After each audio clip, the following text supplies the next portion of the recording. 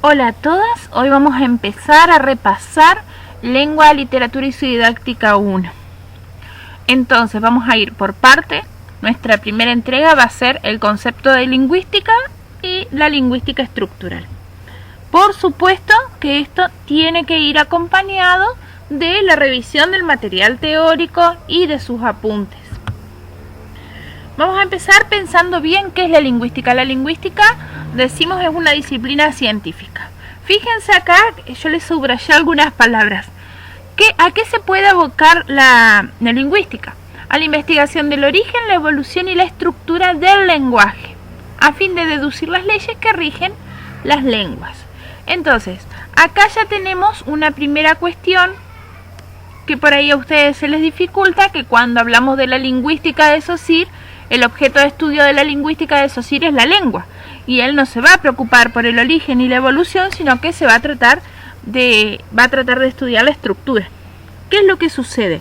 Vamos al final de este párrafo. Dice: como toda ciencia, la lingüística cuenta con propuestas teóricas, métodos de análisis y dominios de estudio que le son propios. Es decir, la lingüística en general es la disciplina que estudia al lenguaje en distintos aspectos.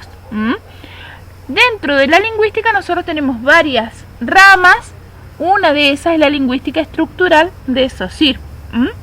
Acá tienen un poco más de detalle sobre el concepto de lingüística. La lingüística, como toda disciplina científica, se hace preguntas. Por ejemplo, ¿cuál es el origen de las lenguas? Si fue algo espontáneo, si es algo que tiene que ver con el ser humano, si tiene que ver con lo social. Entonces, si hay una lengua única, una lengua madre de la que derivan todas las lenguas, ¿cómo evolucionan las lenguas? ¿Por qué evolucionan? ¿Qué cambios se dan? ¿Cómo se adquiere el lenguaje? ¿Cuánto influye la sociedad? Y también ahora se está viendo la lingüística de la computación, es decir, si algún día la computadora va a poder producir lenguaje y va a poder interpretar lenguaje al nivel en que lo interpretamos nosotros. Entonces, de acuerdo a qué pregunta intenta responder y en qué se enfoca, es que vamos a tener las distintas ramas de la lingüística. ¿Sí? Por ejemplo, si hablamos de la adquisición del lenguaje, ¿qué creen, qué lingüística de las que ustedes estudiaron creen que más se está abocando a preguntarse la adquisición del lenguaje? ¿Y cuál creen que se enfoca más en lo social? Bien, seguimos. Esto para que ustedes más o menos se orienten en general. Ahora, ¿quién fue el padre de la lingüística? Ferdinand de Saussure, porque es el primero, el de la lingüística estructural. Ferdinand de Saussure es el padre de la lingüística porque es el primero que la considera una disciplina científica. Él no escribió su libro, en realidad él dio clases, sus alumnos tomaron apuntes y con esos apuntes forman el curso de lingüística general, que es un libro muy importante dentro de esta disciplina. Ustedes van a ver que Saussure presenta sus antecedentes y él va a enfocarse en definir y en diferenciar lenguaje, lengua y habla. Pero como el lenguaje es multiforme, es heteróclito, dice él, es complejo y va a incluir demasiados fenómenos, porque incluye fenómenos físicos, psíquicos, psicológicos, pertenece a lo social como a lo individual, él opta por considerar como objeto de estudio la lengua. ¿Por qué? Porque toma la lengua como sistema de signos, ¿sí? Entonces, él dice que la lengua es a la vez un producto social de la facultad del lenguaje y un conjunto de convenciones necesarias adoptadas por el cuerpo social para permitir el ejercicio de esa facultad en los individuos.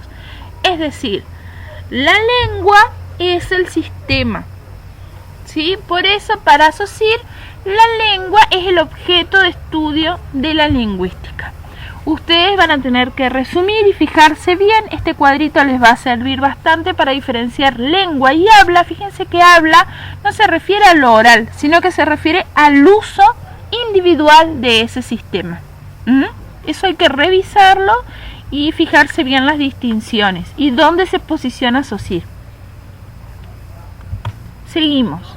Saussure también va a hablar del circuito de la palabra. En este circuito de la palabra van a intervenir procesos psíquicos, fisiológicos y físicos. Por eso la complejidad del lenguaje, ¿no es cierto? Se genera una idea, esa idea tiene que convertirse en un elemento que se pueda comunicar, y ahí va a intervenir la fonación, va a intervenir, por ejemplo, el control de la saliva, la modulación de la voz, el movimiento de los labios, todo fisiológico, esas órdenes que el cerebro le da a los músculos para que puedan expulsar sonido y expulsar la voz. Entonces hay un proceso físico y a la vez en el que recibe también va a haber una cuestión física, una cuestión fisiológica, una cuestión psíquica. Por eso la complejidad. ¿A qué vamos con esto? Que esta complejidad, para Saussure hay un elemento clave que es el signo lingüístico. Nosotros pensamos con signos. ¿Qué es el signo? Es la unión del significado y el significante. Ustedes acá en el proceso del circuito de la palabra ven que la fonación y la audición siempre son con un concepto y una imagen acústica. El concepto es el significado y la imagen acústica es el significante. Acá hay un video, si ustedes después lo quieren ver, muy fácil para ver ejemplos, pero lo hablamos mucho. La mesa, por ejemplo, si yo digo la palabra mesa, el significante va a ser M-E-S-A, si lo veo escrito, o va a ser M-E-S-A.